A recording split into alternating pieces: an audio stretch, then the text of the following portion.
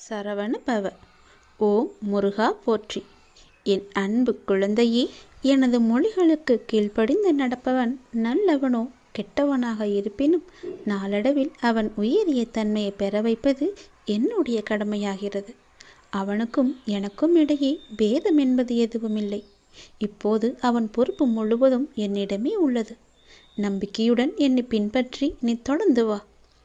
நான் உன்னிடம் பல முறை கூறிவிட்டேன், உனக்கு எது நன்மை அளிக்குமோ அவற்றை மட்டுமே நான் உனக்கு அளிப்பேன் என்று. அதை விடுத்து நான் கேட்பதை நீ ஏன் எனக்கு அளிக்கவில்லை என்று என்னிடமே நீ கோபித்துக் கொள்கிறாய். நீ கேட்பது உனக்கு நன்மை அளிக்குமா தீமையை அளிக்குமா என்று நான் ஆராய்ந்து பார்த்துதானே நான் உனக்கு அளிக்க வேண்டும். அதற்குள்ளே நீ பொறுமை இழந்தால் நான் என்ன செய்வது? உன் மீது நான் கோபப்படுவதா அல்லது பரிதாபப்படுவதா, பாவம் என்று நினைப்பதா? உன்னுடைய அறியாமையை நினைத்து நான் எப்படி எடுத்துக்கொள்வது என்று எனக்கே தெரியவில்லை. நான் கோபம் காப்பித்தால் உனக்கு என்ன ஆகும்? சற்று யோசித்துப்பார். நானே எல்லாமே இருந்து உன்னை பாதுகாத்து வந்து கொண்டிருக்கின்றேன். உன்னை கேட்டதை நான் கொடுப்பது ஒரு நொடி போதும் எனக்கு. ஆனால் கொடுக்காமல் கொஞ்சம் நேரம் காலம் தாழ்த்தி நாட்கள் தாழ்த்தி கொடுப்பது எதற்காக என்று யோசித்து பார்த்தாயா? ஒரு அப்பா தன்னுடைய பிள்ளைக்கு நல்லதுதான் நினைப்பேன். அப்படி இருக்கும்போது நீ ஏன் இப்படி அவசரப்படுகிறாய்? நீ கேட்பது உனக்கு நன்மை அளிக்கும் என்றால் அதை நான் உனக்கு உடனே தருவேன். அதில் தீமை இருந்தால் அது தீமையை எப்படி அகற்றுவது என்று பார்த்து அதற்கான ஏற்பாடுகள் செய்வேன். அது உனக்கு கிடைக்கக்கூடாது என்று நினைத்தால் அதை நான் உனக்கு தரவே மாட்டேன். அதனால் நீ அவசரப்படாதே. நானே உன் தாய், நானே உன்னுடைய தந்தை. உனக்கு நன்மையை மட்டுமே கொடுப்பவன் நான். அதற்கு சற்று காலமானாலும் நம்பிக்கையுடன் காத்திரு. அவசரப்படாதே. எல்லாம் உன்னுடைய நன்மைக்காகத்தான் உன்னுடைய அப்பா நான் சொல்கிறேன். நான் சொல்வது எல்லாமே உன்னுடைய நன்மைக்காக மட்டுமே. அதை நீ அறிந்து கொள். உன்னை காக்கவே நான் இருக்கின்றேன். காரணமில்லாமல் எதுவும் நடக்காது. எல்லா நிகழ்வுகளுக்கும் பின்னாலும் ஏதோ ஒரு காரணம் இருக்கின்றது. சாதாரண மனிதர்களாகிய நமக்கு அந்த காரணம் என்ன என்று அறிவதில்லை. ஆனால் உன்னுடைய பழனி முருகன் எனக்கு எல்லாமே தெரியும். எனக்கு தெரியாதது என்று எதுவுமே இல்லை. ஆனால் நான் உனக்கு எல்லாவற்றையும் தர மறுப்பதற்கு காரணம் அதில் உனக்கு ஏதோ ஒரு தீமை இருக்கிறது என்பதனால். நான் எல்லாவற்றையும் பார்த்து கொண்டுதான் இருக்கின்றேன். எனக்கு எல்லோருடைய பாவ கணக்கும் எது என்ன என்று எனக்கு தெரியும். என்னுடைய பக்தனின் கர்ம வினைகள் முற்றினையும் அளிப்பது என்னுடைய பொறுப்பு. நீ எப்போது என் ஆலயத்தில் படியெடுத்து காலெடுத்து வைத்தாயோ அந்த நொடி முதலே உன்னுடைய கர்மாக்களை குறைக்க நான் புறப்பட்டு விட்டேன். எல்லாவற்றையும் தெரிந்து கொண்டு நான் உனக்கு எது தேவையோ அதை மட்டுமே நான் அளிக்கப் போகின்றேன். கலங்காமல் இரு. உனக்கு வேண்டும் என்று நீ அடம் பிடிக்காதே. என் மீது கோபமும் படாதே. எனக்கு தெரியும் எதை எப்போது தர வேண்டும் என்று. நானே பார்த்து கொள்கிறேன். உனக்கு தேவையான பக்தியையும் சக்தியையும் நான் உனக்கு அளிக்கின்றேன். உன் கர்ம வினையின் பலனை பக்தனுக்கு தக்கவாறு அவன் தாங்கும் அளவை தெரிந்து நான் உனக்கு அளிக்கின்றேன். உன் கர்ம வினையின் தாக்கம் உனக்கு ஏற்படாதவாறு நான் பார்த்து கொள்கிறேன். உனக்குள்ள கஷ்டங்கள் எல்லாவற்றையும் நான் வாங்கி கொண்டு உனக்கு இன்பமான நாட்களை மட்டுமே நான் உனக்கு பரிசளிக்கப் போகின்றேன். இப்போதே என்னை ஓம் சரவண பவ என்று கூப்பிட்டு நான் உனக்கு காட்சி தருகிறேன். என்னை அன்போடும் உண்மையோடும் கூப்பிடுகின்ற எல்லோருக்கும் நான் பக்கத்திலேயே இருக்கின்றேன். இருப்பது ஒரு வாழ்க்கை. யாரையும் வெறுக்காமல் யாரையும் துன்புறுத்தாமல் நீ வாழ்ந்துவிட்டு நாம் செல்ல வேண்டும். நல்லதே நடக்கும் உனக்கு. ஏனென்றால் நீ நினைத்த செயல் விரைவில் என் ஆசையுடன் உனக்கு நடக்கப் போகின்றது. உன்னை சரியான நேரத்தில் கை தூக்கி விடப் போகின்றேன். தற்போது நடக்கின்ற அனைத்துமே உனக்கு எதிராக நடப்பது போல் தோன்றலாம். ஆனால் இறுதியில் நான் அனைத்தையும் சரி செய்வேன். என்னுடைய நேரத்திற்காக நீ கொஞ்சம் பொறுமையாக காத்திரு. அனைத்தும் உனக்கு வெற்றியாக அமையப் போகிறது. உனக்கு வெற்றியாய் அமைய நான் என்றுமே துணை இருப்பேன்.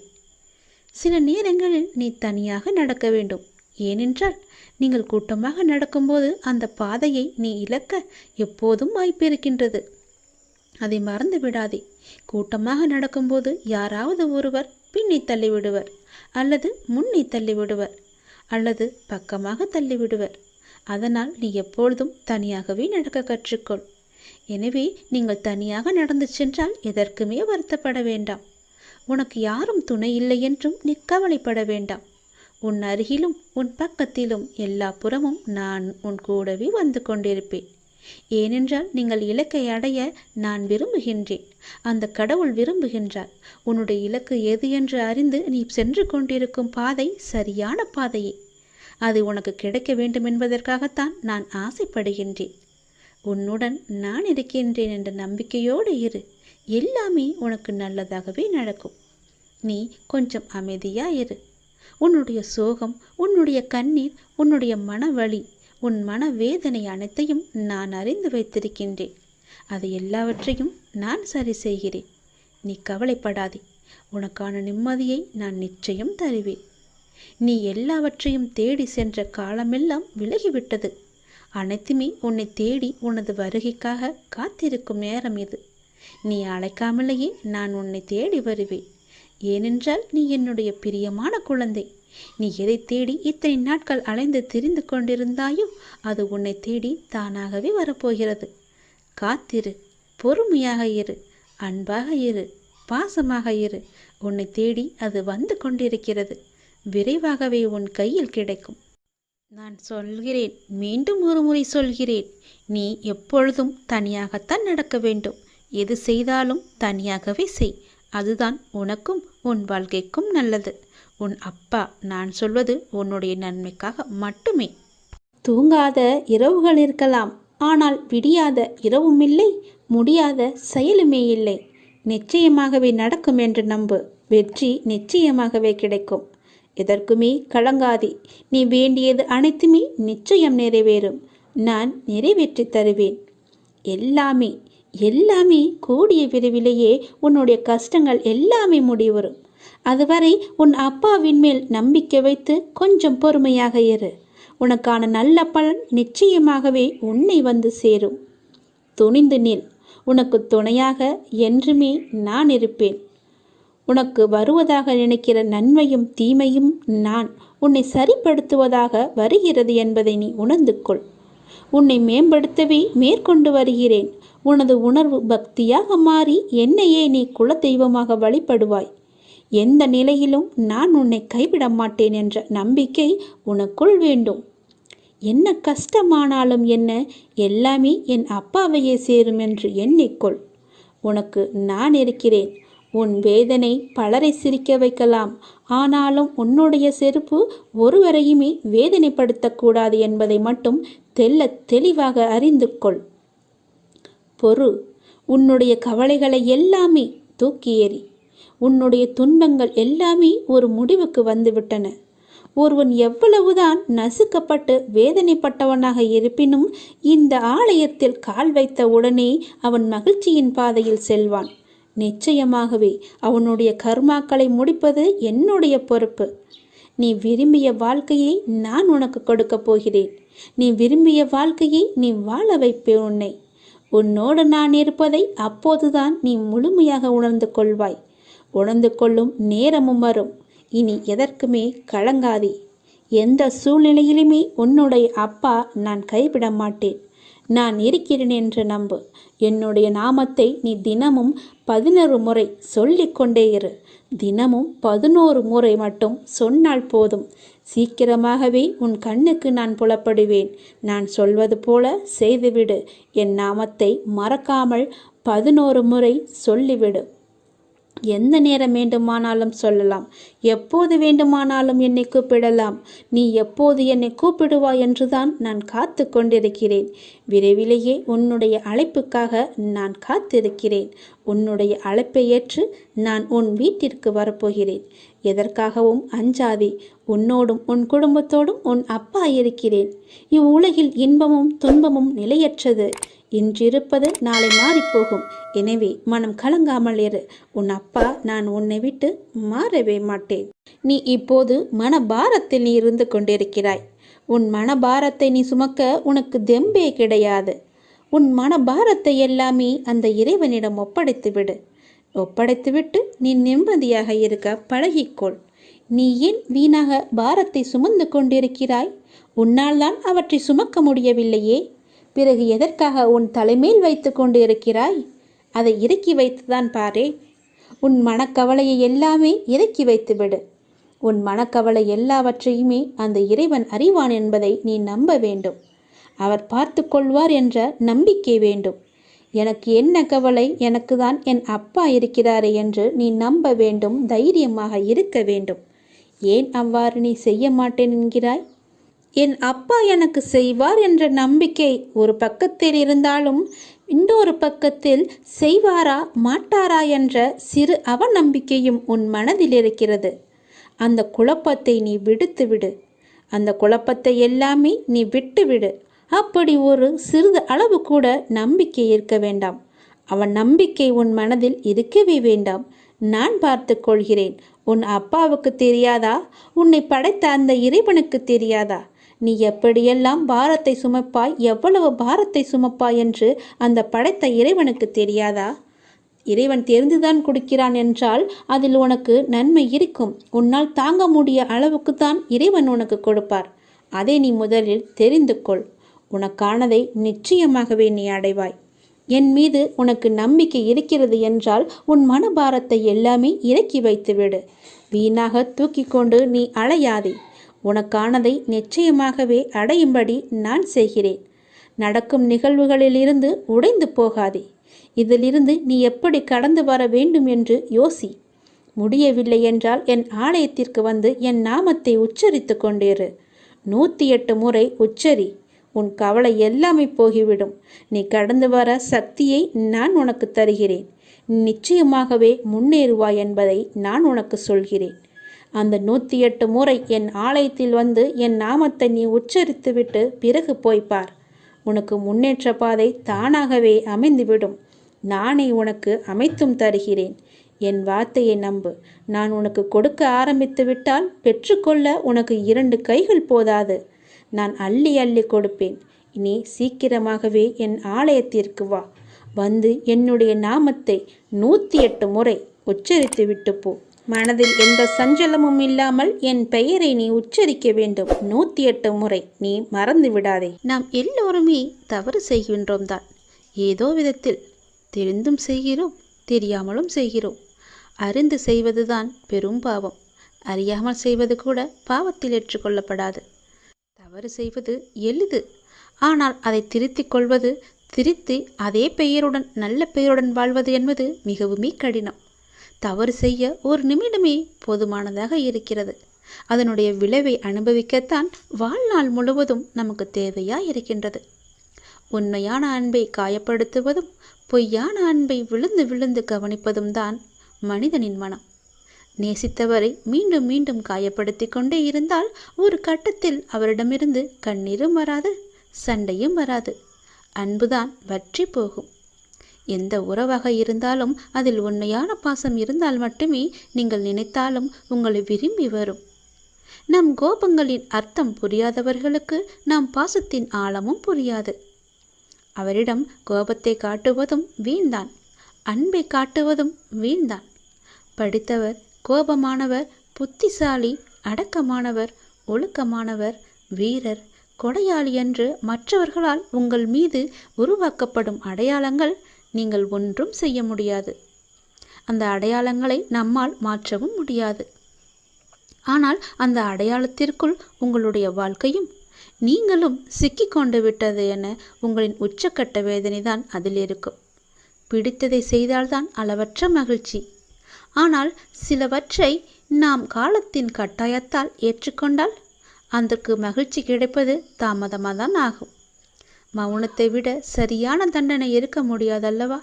நம்மை எதிர்பார்ப்பவர்களுக்கும் நம்மை அலட்சியம் செய்பவர்களுக்கும் அலட்சியம் செய்யும் உறவுகளுக்கும் வலி எப்போதும் கண்ணீரில் மட்டுமே இருப்பதில்லை. சில நேரம் சிரிப்பிலும் மறைந்திருக்கும். செல்வத்தில் இருப்பவர் நம்மை கூப்பிட்டால் போய் பார்ப்பதும், துன்பத்தில் இருக்கும் ஒருவரை உடனே போய் பார்ப்பதும் தான் உண்மையான அறநெறி.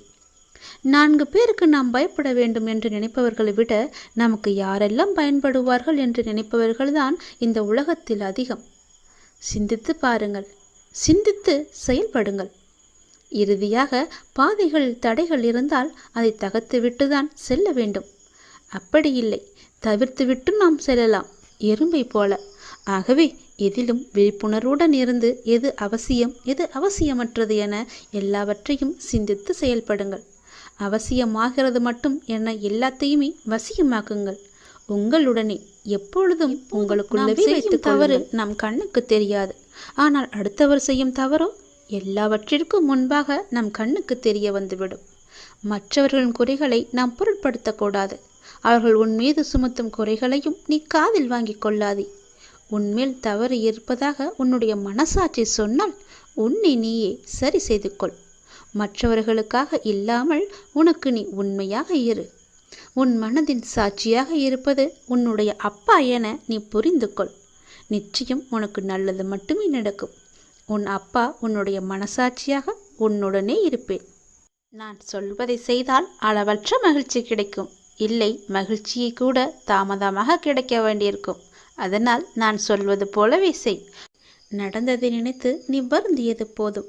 நான் உனக்கு அளிக்கப் போகும் இன்பங்களை அனுபவிக்க நீ தயாராக இரு. வருகின்ற காலம் உனக்கு வசந்த காலமாகவே இருக்கும். இந்த உலகத்தில் நல்லதுக்கே காலமில்லை என்று புலம்புபவர்கள்தான் நிறைய பேர். அப்படியென்றால் இது உனக்கான பதிவு. இது நீ முழுமையாக கேள். எல்லாம் உனக்கு விளங்கும். உண்மையாக இருந்தால் பிரச்சனை வரும் என்று அஞ்சுகிறீர்களா? நீங்கள் நினைப்பது போல அது ஒன்றும் பெரிய விஷயமில்லை. ஆனால் இந்த உலகத்தில் உண்மையாக இருப்பவர்களுக்கு பல சோதனைகள் வரும். வரலாற்று காலம் தொடங்கி தற்காலம் வரை இந்த உலகத்தில் நல்லதுக்கே காலமில்லை என்று புலம்புபவர்கள்தான் அதிகமானோர். உண்மையாகவும் நேர்மையாகவும் இருந்தால் நாம் தினந்தோறும் பல்வேறு விதமான பிரச்சனைகளை சந்தித்து கொண்டே இருக்கின்றோம். பல வேளைகளில் நேர்மையாக நடந்து கொள்வதே நம் கிடையாது. பல நேரங்களில் நமக்கு என்று தனி நீதியை நாம் வகுத்து கொள்கின்றோம். நம்மை சுற்றியுள்ள நண்பர்களிடமும் மனிதர்களிடமும் சின்ன சின்ன பொய்கள் எல்லாம் சொல்லிக்கொண்டே இருக்கிறோம். ஏன் இப்படி பொய் பேசுகிறோம் என பலர் நம்மை நாமே கேட்டுக்கொள்வதும் உண்டு. ஒவ்வொரு நாளும் பலதரப்பட்ட மனிதர்களிடம் வெவ்வேறு விஷயங்களை மாற்றி பேச நேரிடும். நம்மை பற்றி அவர் அவதூறாக நினைத்துவிடக்கூடாது என்பதுதான் அதன் முதன்மையான காரணமாக இருக்கும். அலுவலகத்தில் உயர் அதிகாரிகளை சமாளிக்க, வீட்டிலுள்ள பெற்றோருக்கு நம்பிக்கையை ஏற்படுத்த, நெருக்கமானவர்கள் நம்மை நினைத்து பயப்படாமல் இருக்க, அவர்கள் நம்மை தவறாக நினைத்துவிடக்கூடாது என்று கவலைப்படக்கூடாது என்பதற்காக பல்வேறு விதமான காரணங்கள் இருக்கும் என பல காரணங்கள் நீண்டு கொண்டே போகும். உண்மையை சொல்லும்போது எதிராளிக்கு நம் மீது தவறான எண்ணம் ஏற்படுவதில்லை. அவர்கள் நம் மீது வைக்கும் நம்பிக்கை மேலும் உயர்கிறது. அதனால் எது செய்தாலும் உண்மையை மட்டுமே சொல்லுங்கள். ஒரு பொய்யை மறைக்க 1000 பொய் கூட சொல்ல நேரிடும். அதனால் ஒரே ஒரு உண்மையை சொல்லிவிட்டால் நமக்கும் பயமில்லை, நம் எதிராளிக்கும் நம் மீது நல்ல ஒரு அபிப்பிராயம் ஏற்பட்டுவிடும். நம் மதிப்பை அது உயர்த்திவிடும். உண்மையை மட்டுமே பேசி வரும்போது நம்முடைய தன்னம்பிக்கையும் அதிகரிக்கும். அதனால் தயக்கமின்றி ஏதுமின்றி உரக்கச் சொல். உண்மையை உரக்கச் சொல். பின்னால் வருவதை பார்த்து கொள்ளலாம். பொய்யை சொல்லி மாட்டிக்கொள்வதை விட உண்மையை சொல்லி ஒரு நாள் கஷ்டத்தை அனுபவித்து விடலாம். பிறகு நமக்கு எப்பொழுதுமே மகிழ்ச்சிதானே. நாம் பயந்து பயந்து வாழ வேண்டும் என்ற அவசியம் கிடையாதே. எல்லாவற்றிலும் துணிந்து நாம் இறங்கிவிட்டால் பிறகு ஏன் பயப்பட வேண்டும்? உண்மையை உரக்கச் சொன்னால் எதற்கு நாம் பயப்பட வேண்டும்? உண்மையை மட்டும் பேசினால் யாருக்கு நாம் பயப்பட வேண்டும்? உண்மையை உரக்கச் சொல்லுங்கள். உனக்கு மட்டுமே நீ பயப்படு. கடவுளுக்கு மட்டுமே பயப்படு. உன்னை படைத்த இறைவனுக்கு மட்டுமே நீ பயந்து வாழ். நிச்சயம் உனக்கு நன்மைகள் பல நடந்து கொண்டே இருக்கும். நான் சொன்னால் பழிக்கும், என்னுடைய வாக்கு பழிக்கும் என்று பல பேர் சொல்லியிருப்பார்கள். கேட்டிருக்கிறீர்களா? அது எப்படி அவர்கள் சொன்னால் பழிக்கும் என்று தானே கேட்கிறீர்கள். இந்த நான் சொல்லும் எல்லாமே அவர்களிடம் இருந்தால் அவர்கள் சொல் நிச்சயமாகவே பழிக்கும். அது என்ன? நான் சொன்னால் பழிக்கும், என் வாக்கு பழிக்கும் என்று தங்களை பற்றி சிலர் சொல்லிக்கொண்டே இருப்பார்கள். அது என் விஷயத்திலும் உண்மையாக நடக்கிறது. யாரையும் வஞ்சிக்காத ஒருவன், கடவுள் மீது அதிக நம்பிக்கையுள்ள ஒருவன் மனதார சொல்லும் எந்த வார்த்தைக்குமே உயிர் இருக்கிறது. அந்த உயிர் தன் சக்தியை காட்டிவிடுகிறது. ஆத்திரத்தில் சொல்லும் வார்த்தைகள் மட்டுமின்றி இயற்கையாக வந்து விழும் வார்த்தைகளுமே பழுத்து விடுகின்றன.